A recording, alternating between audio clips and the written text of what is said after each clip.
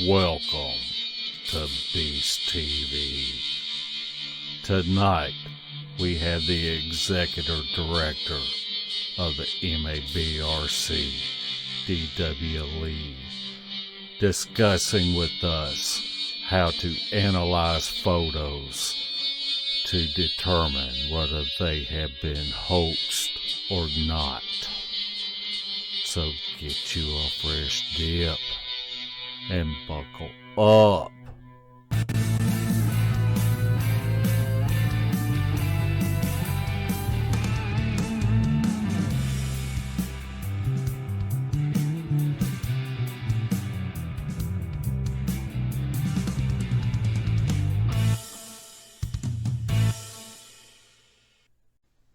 You're not Larry Porch II.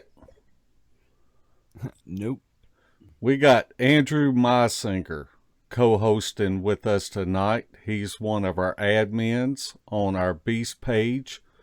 And Larry is recovering from gallbladder surgery he had a couple of days ago. So Andrew, we appreciate you coming in and filling in for us. Yeah, no problem. Well, tonight we've got D.W. Lee with us. I've known D.W. for a long time.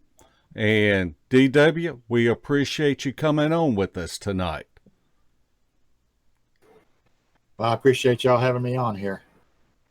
Why don't you, before we get started, just tell us a little bit about yourself and where you're at and where you research.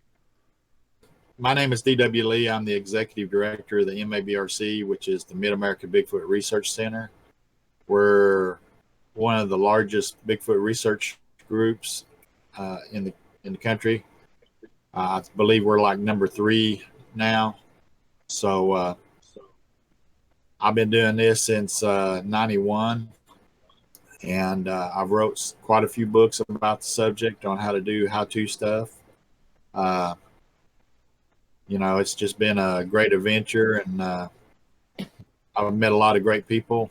So it's been quite the experience. Well, it was a couple of weeks ago, I noticed that on a lot of Facebook pages that you posted about the XV format, and I thought that was really interesting. So many times people get on Facebook and they look at a picture and they form an opinion, but they don't do any type of research before they form their opinion. So I'd just like to tell a little bit about XV, and it stands for Exchangeable Image File Format. And every time that you take a picture with a digital camera or a phone, a file is written to your device's storage. Now, this file is typically a JPEG file, and it includes a ton of information such as date, time, camera settings, and something else that I want to make sure that we go into detail later on are the geotags.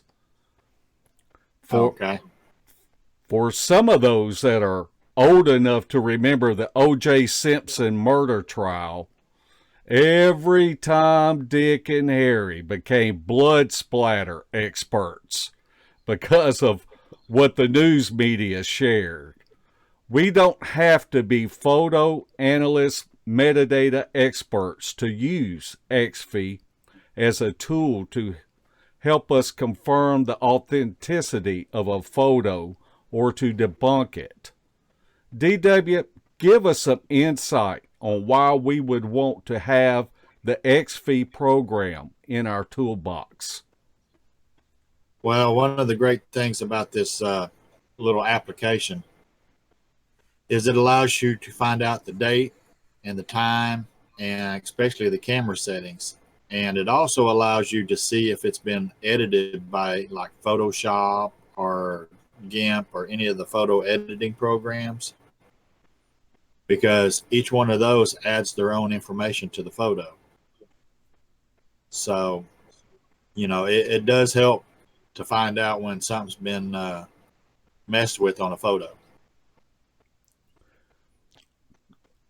I tell you, it's a great source whenever somebody sends me a photo and I'm able to check that photo and see if that photo has gone through some type of photo editing software. And it doesn't necessarily mean that something's been implanted like a Bigfoot in that photo, but it does tell us that it's been manipulated. And it could be just something as simple as it was resized, or maybe the contrast was changed a little bit. So I always ask someone to send me the original photo.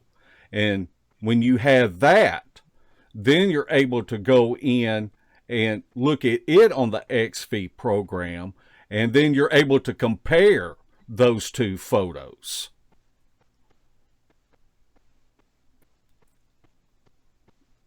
Yeah, it's a great way to go, and I always ask for the original. They can send you a copy of the original that hasn't been edited or changed. I know some people will go and lighten it up or change the contrast, but they have to understand when they send you a photo to take a look at, they need to send you a copy of the original so you can actually look at everything about it and do your own brightness controls and stuff like that. Right. Andrew, why don't you tell us a little bit about other features of the XV program that we can use to our advantage, not necessarily even analyzing a photo, but just other features that we can use? Well, one of the main features I use, and I've been using it for years, is for photography. If you're big into taking pictures, there's groups and websites where you can go and people will post pictures from the viewer on there, so people can get the settings they use. Say if someone took a really nice picture, other people wants to know the settings, so they will post a picture, the meta tag information on there for people to see, and can use their settings. Mostly for DSL, of course, manual cameras, but and also as far as that information, it really depends on where the source of the picture is coming from. You should be aware that when someone uploads a picture to Facebook, they completely remove all that information from that picture that you're wanting to see with this viewer. It's not going to be there. If someone uploads a picture, download it, and then check it with the original picture, and that information's not even going to be on there. So, depending on what you're looking for in that information, it could be skewed. Say if you're downloading a picture from Facebook, they simply remove that. DW, tell us any other features with the XV program that you use to help whether authenticate a photo or debunk a photo. Well, one of the great things that I like to use about it is when somebody goes and takes a comparison picture, we can look at, the lighting. We can look at the time and date if their camera, if they use a cell phone to take these pictures, the time and date is always stamped in there correctly. Some of your older phones, you used to have to put in the date and time yourself. But you can go back and say, okay, you took this picture, say at 2 o'clock in the afternoon, and you have so much light, you need to go back and take a picture of it at the same time as your comparison picture. I always ask, no matter what, for a comparison picture. If somebody tells me there's a Bigfoot standing there in the open, and it looks like there's a Bigfoot standing there in the open, I still want a comparison picture because there's too many shadows that can make it look like a person or a Bigfoot standing there. So, you know, by using that information off of the photo, we can tell them, okay, you need to go and take it at this time of day and under these lighting conditions.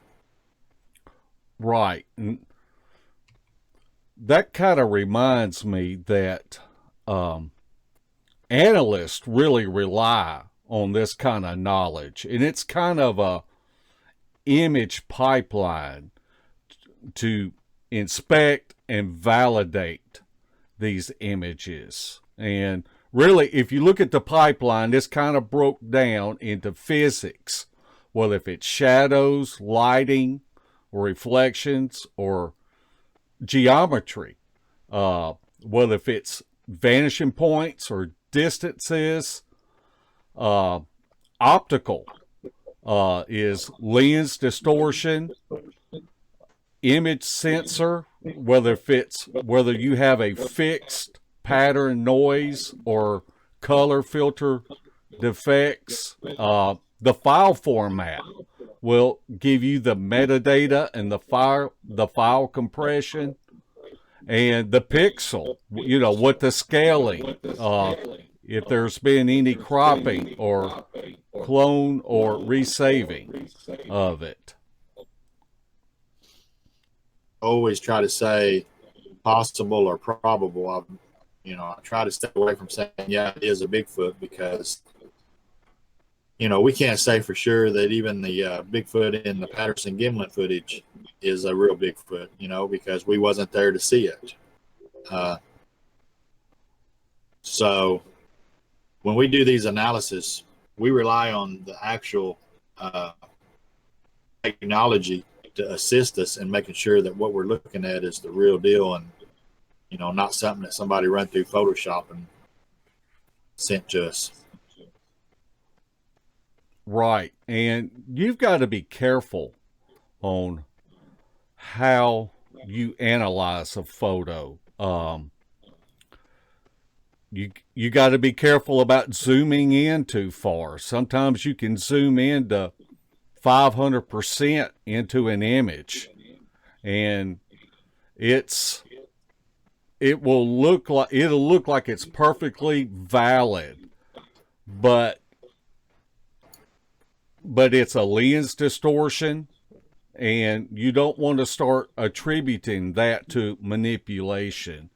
And so I usually try to keep my zooming to 200% or 300% max to avoid any false positives that it could throw out you from zooming in too far with it. Yeah, I mean, you know, there is way too many limitations to what we can do. And you were a part of the effort by the MABRC to put together a evidence review board. And we went into real big detail on what you could do to a photo and what you can't do to a photo when you're analyzing it. And I think that groundwork there was just amazing what y'all come up with. And, you know, we use that when we analyze any photos now. Yeah, Super Dave did an excellent job on those protocols and writing all that up. Yeah. It's just amazing what you can learn whenever you go out and you try to figure. I think really the problem that we see is somebody sees a picture on Facebook and they want to just form an opinion without doing any type of research or analyzing the picture. They're not even sure where to start.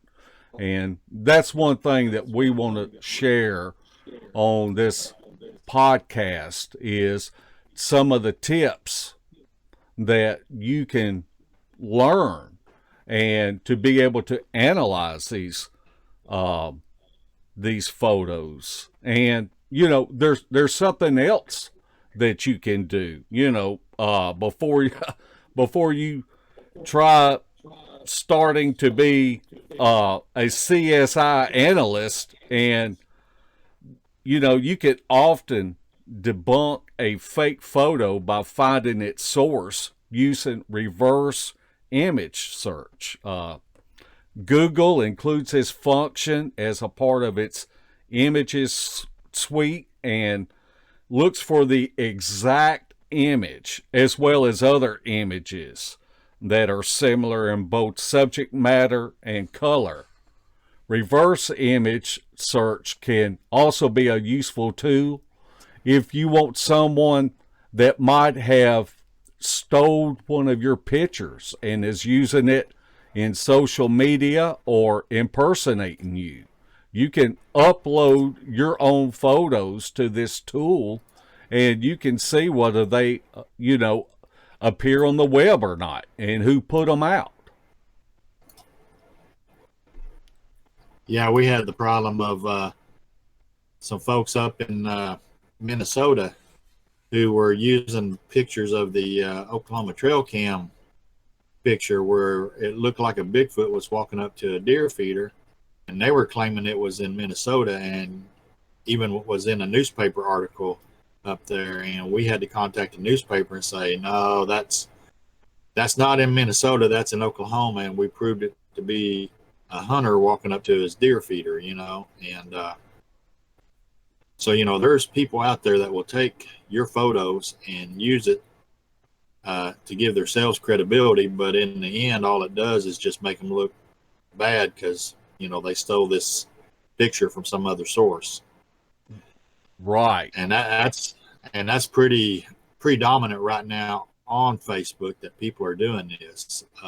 And I got to throw this out there because, we mentioned Facebook, but in my opinion, 90% of the garbage that gets posted on Facebook that's claimed to be Bigfoot is just like I said, it's garbage.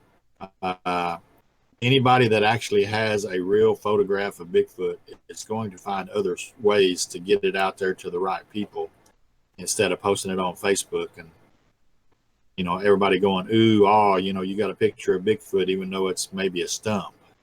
Yeah. So, people have got to understand Facebook is not a legitimate place to find Bigfoot photos. It's just not going to happen.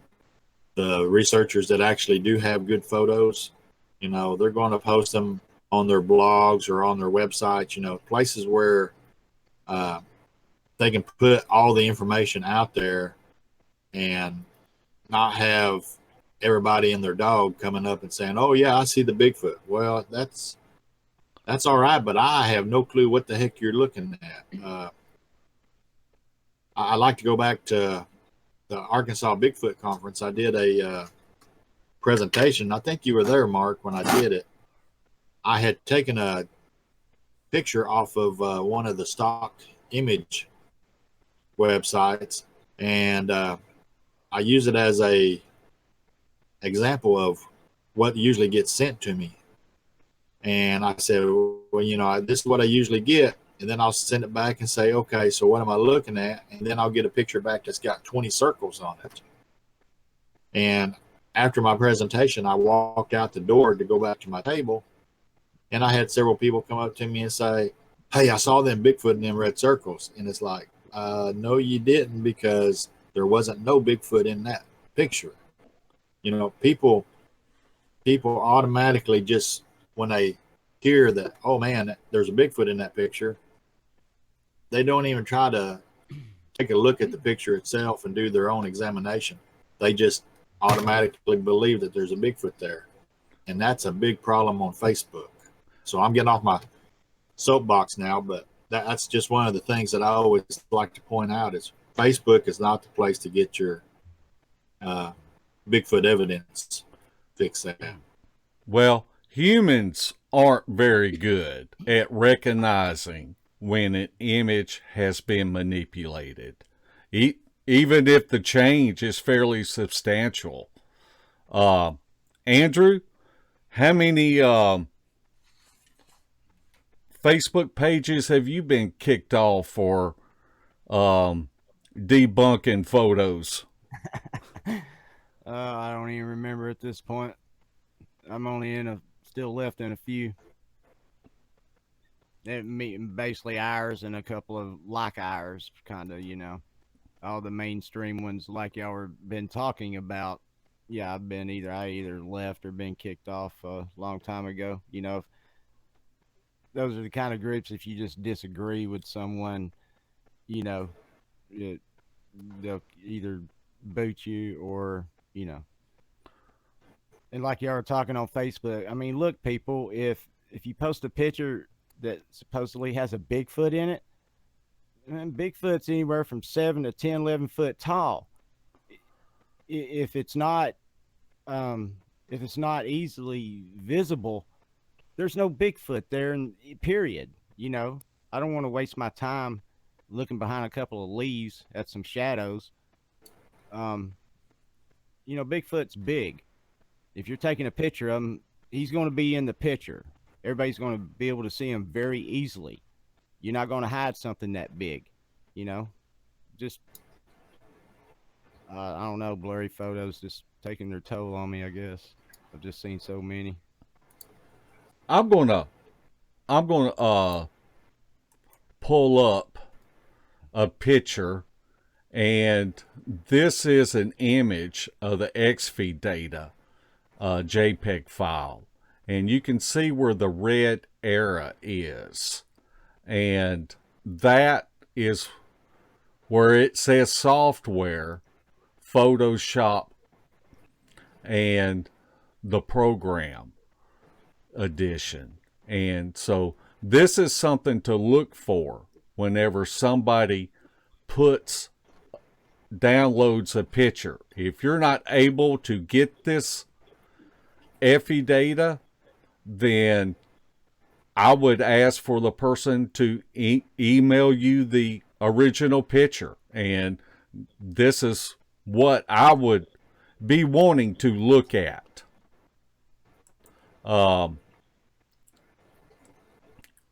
Let's talk a little bit about geotags. And this is something to where, let's say that you're a hunter and you use your smartphone and you take a picture of where your tree stands at, and you download that picture on the internet on a hunting site. Somebody can pull that up and actually pull the GPS coordinates up.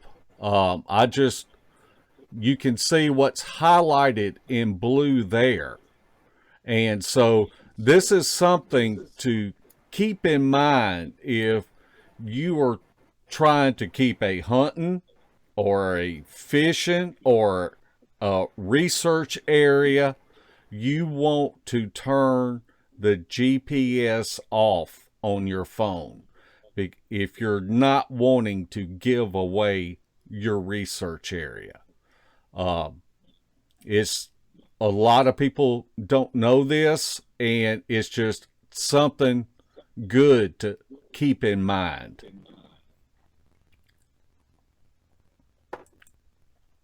Yeah, same way people post a lot of trail cam photos. Trail cams will, most of them will post, if you have that option turned on, will post the tagging information like that in the picture. You'll see a lot of pictures like that with the bottom cut off of them. People want to hide that information, DW, you have actually wrote a book on photo analyst. And can you tell us a little bit about what's in your book? Well, in my book, basically I wrote it to where the everyday person can go through it and analyze their own photo. It talks about how you ask for the original, and with today's technology, you can make multiple copies of the same original photo without losing anything. When it gets to you, you need to make a working copy to where all the changes that you make to it will actually be to that working copy instead of to the actual original that was sent to you. You can go and run it through various software programs and see if anything's been changed. There's several programs that talks about that will let you invert the colors on the picture to see if anything's been changed pixel by pixel. It also talks about what specifically you can do to enhance a photo. You know, there's a lot of things that you can't do to a photo to enhance it because that ruins the credibility of the photo. Basically, you do brightness, you do contrast, and you can do zoom. There's a lot of people that go and crop a section out of a photo to send to you, and it's like, well, you know, we always want to see what else is around the subject in your photo. We don't want a cropped photo. We want the entire photo so we can see what's there. Kind of goes back to the geo information. I love having the geo information in the original picture because if somebody tells me they took this picture 5 miles up in the wilderness, I can actually look on Google Maps with the IP or the geo information and actually see if they were up in the mountains or if they took it in their backyard and they're just trying to pull a fast one on you. Right. So, you know, this book goes into a lot of detail on how to go and look at these photos, and even has forms that you can fill out inside the book on how to, you know, what you did on your analysis. And then it shows you how to actually post them out there for everybody to see. And part of it is the EXIF information. You know, it goes into a lot of detail on that part. So it's really a good book. I mean, not bragging. It's just a good book for beginners and even old timers that have been doing this for so long and then decide, well, you know, maybe I'll better start looking at these photos a lot better. So this information that's in this book, I really recommend people buy it, not because I make anything off of it, because I really don't, but it gives people a basis to actually go forward with their research. Now, this book is still available on Amazon. Is that correct? Yeah, and if they need the link, they can actually go to the Bigfoot Field Guide blog. We've got links to the books there. You can buy it as a Kindle book, or you can actually buy it as a paperback.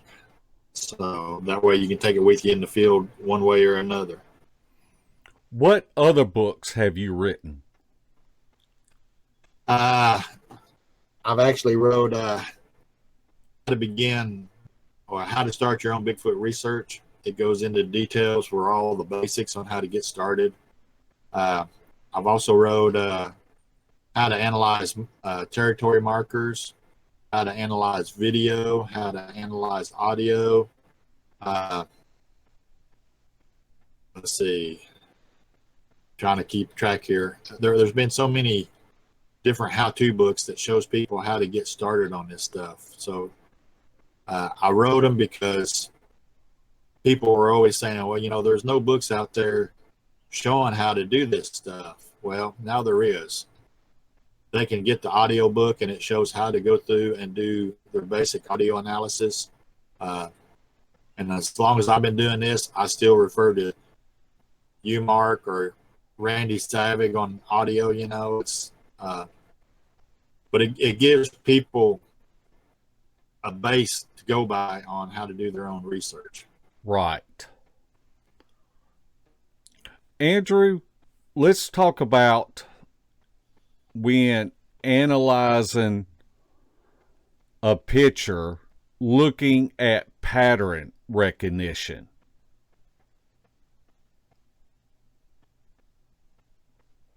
You mean as far as just trying to look at a picture and Are you talking about in some software, or Well, just you can use visualizing?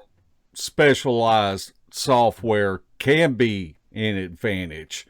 Um, but there's some patterns that you can recognize with your own eyeballs, and such Oh, as sure. like repeating patterns or someone trying to clone out an object. Sure. Well, that goes back to what you were saying a little while ago about some groups.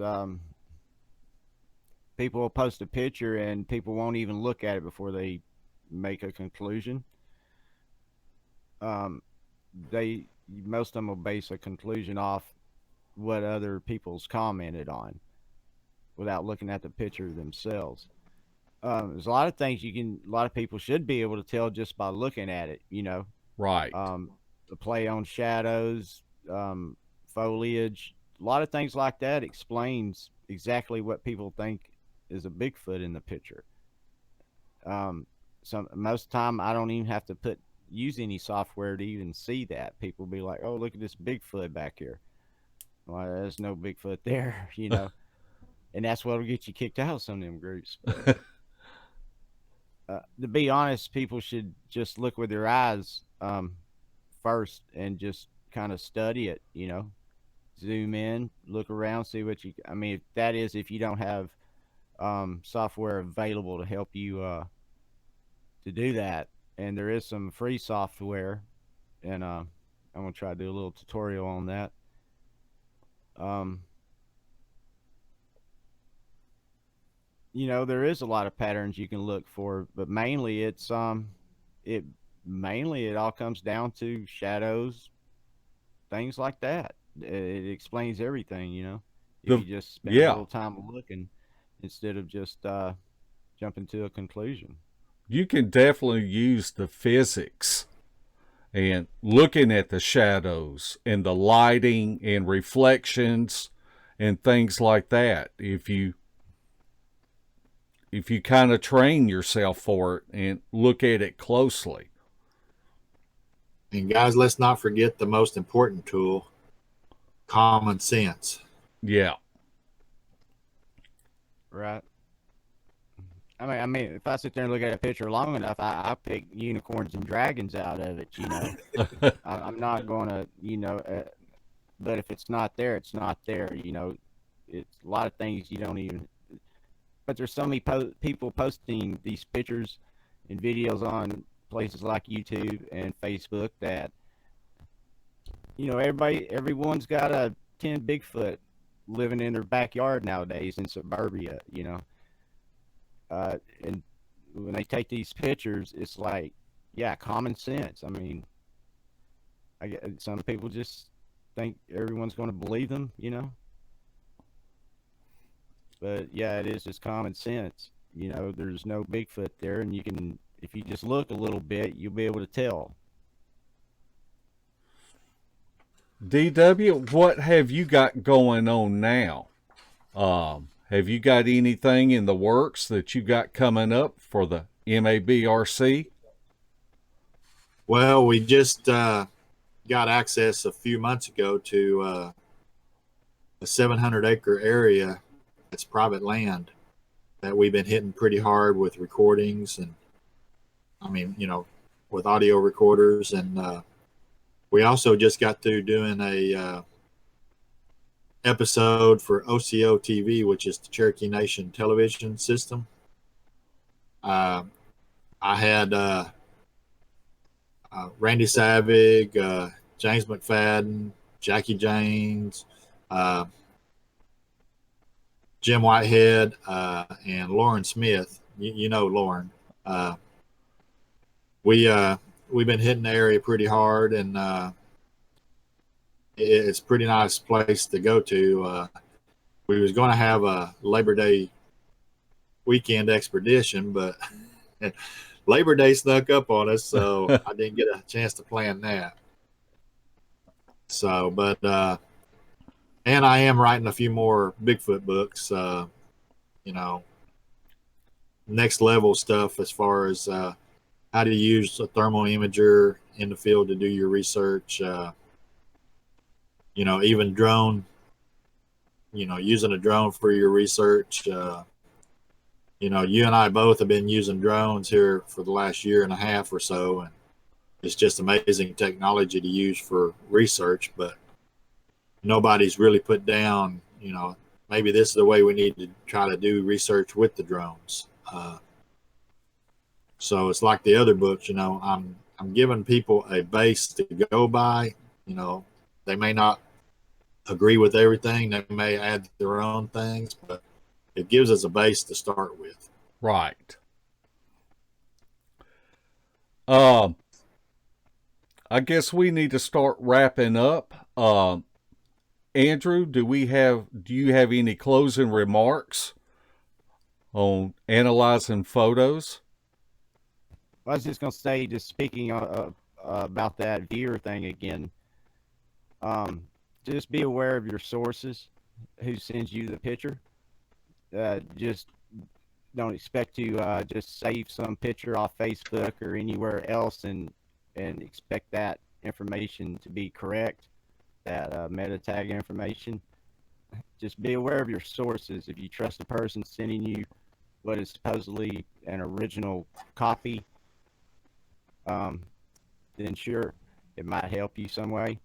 But, a lot of times those pictures could have been changed. And also, a lot of times that's only picking up pictures for, and it's the same with that, whatever that thing's called, where you can see who first posted this picture on the internet, Right. That's not always accurate information, because that technology's only been around for so long. If someone posted a picture on the internet in 1988 or 2005, it's not going to tell you who first posted that picture. It goes too far back.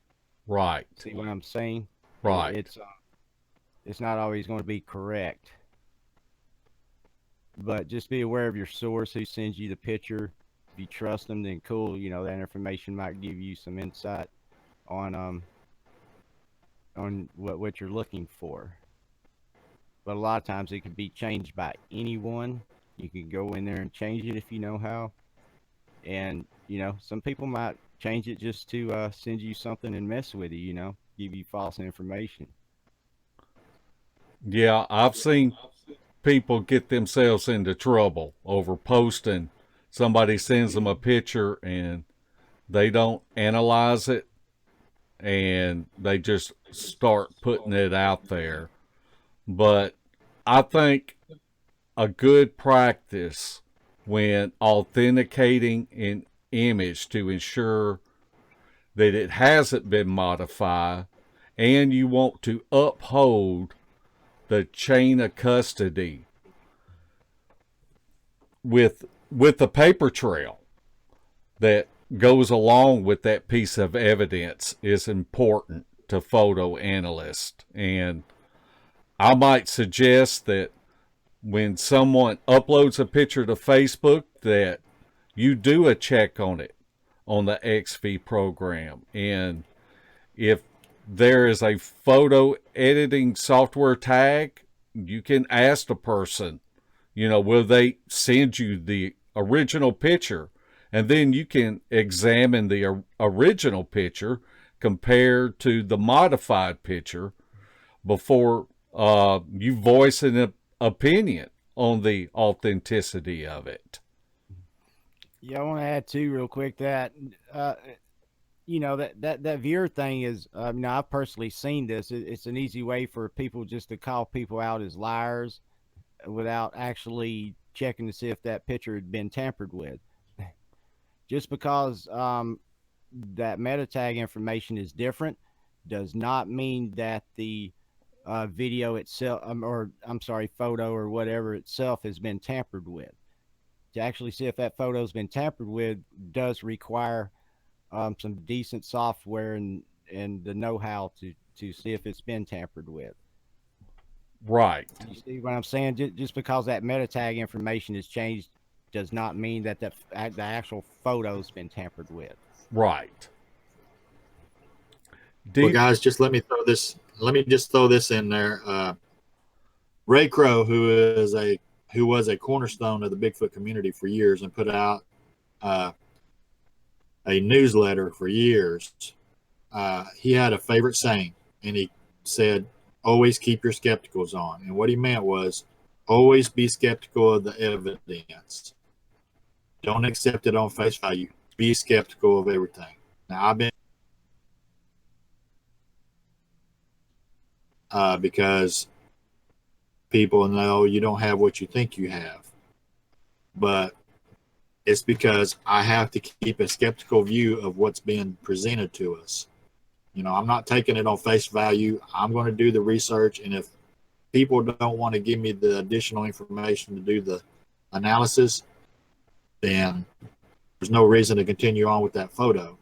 Because if they don't want to make the commitment to help you either debunk it or, you know, at least say, yeah, it's a possible Bigfoot, then why pursue it if they don't want to validate their own evidence? I agree. Well, DW, do you have any last words? Arkansas Bigfoot Conference next month. You know, going to be a lot of great speakers. It's going to be in Conway, Arkansas, I believe it is. I think you're speaking too, aren't you, Mark? No, I'm not speaking this year. Oh, okay. Well, I hope to see you there. You know, it goes to a great cause. It actually benefits the Veterans Museum there in a little town just north of Conway. So, you know, it benefits a lot of great folks. Well, we really appreciate you coming on and talking to us tonight, DW. Well, I appreciate y'all having me. I got a real quick question. DW, a minute ago you spoke about y'all did something and it was going to be on, I don't remember if the exact words were the Cherokee Nation TV or something. Is there a place to watch at, or is that like a local thing? They'll actually have it posted on Facebook and YouTube. Oh, it's already on there? It'll be, well, no, it'll be in September. Okay, but you're going to post it? Yeah. Okay, great. All right. Well, if you have any tips or procedures that you use in evaluating photos, we appreciate that you let us know in the comment section. If there is a topic or a guest that you would like to see on Beast TV, put that in the comment section. Debbie Jones is our handler and scheduler, and if you know Debbie the way that we do, she is very persistent and diligent. And don't forget to hit the subscribe button if you haven't yet. We'd be honored for you to be one of our subscribers. And if you like this podcast, we ask that you hit the like button. And if there's something that you don't like about any of our podcasts, we encourage you to hit the thumbs down so that we're able to gauge how we present these shows. And again, I'd like to thank DW for coming on tonight and Andrew for filling in for us. And we always want to thank Debbie Jones and Shelley Reed for how they contribute and all the things they do behind the scenes. We thank our new subscribers and always our faithful followers. Get well, Larry Porch. We'll see y'all soon. Before we go off the air, we want to share with you again the video trailer that Eric Tipton put together for us with the documentary that Larry Porch, Eric Tipton, and Kane Michael and myself are in.